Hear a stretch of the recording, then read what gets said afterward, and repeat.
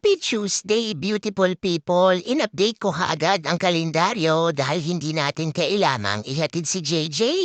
7:02 na nga lang tayo ay bumaba at medyo malinis-linis ang ating bahay. Ipinag-brew na ako ni Daddy ng aking black coffee at nilutuan na din niya ang aming mga bagets ng spam at eto nga rin ang ating almusal. Lumabas na nga tayo sa upper deck at kung napansin nyo nga ay nakasuot tayo ng sweater dahil medyo lumamig na naman dito sa area namin. Kahit na nga mainit o malamig ay hindi yan iniinda ni Mama at talagang lumalabas tayo sa upper deck para tayo ay mag-enjoy tingnan ang ating mga pananim. 7:60 na nga at tapos na tayong kumain kaya naman for the video muna tayo ng aking mga halaman na talaga namang napakagaganda. Ine-enjoy ko rin ang huni ng ibon at ito na nga ang ating inassemble na planter kahapon. Talaga namang napapangiti tayo at bago tayo pumasok ay magpa-good vibes muna tayo sa ating hardin. Nagpakulo din tayo ng maliinit na tubig at kung babaon nga tayo ng coffee for today, isang piraso ng chocolate chip brioche ang ating babaunin sa ating trabaho. Nag-ride na nga si Mama papunta sa kanyang first patient na nakaschedule ng 9:00.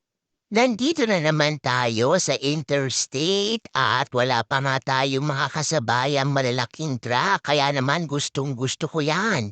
Medyo malalayo din ang ating pasyente kaya nagbaon talaga ako ng coffee para naman tayo ay hindi antukin sa daan.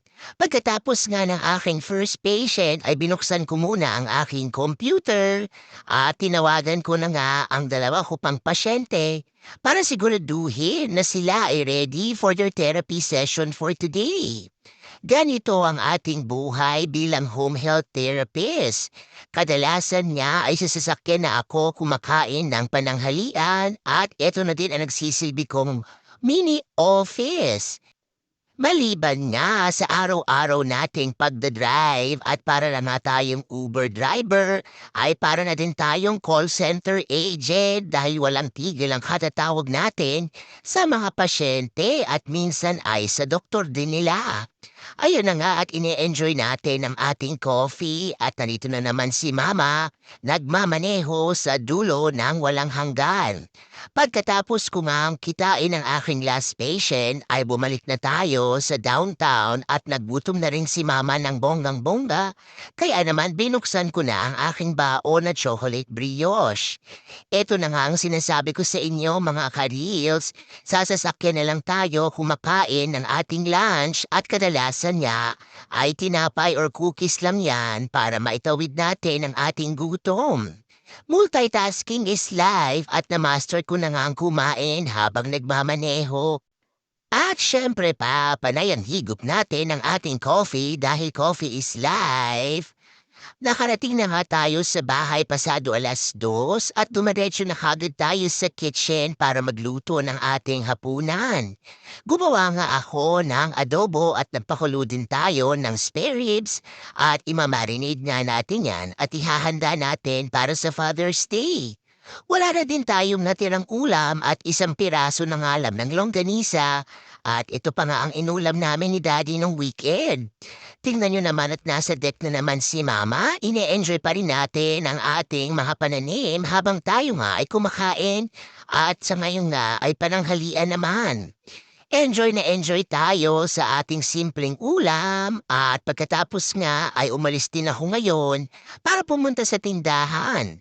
Nakabili nga ako ng 2 packs ng beef at ito nga ay mura-mura lang at syempre pa, yan nga ay specials nila for today.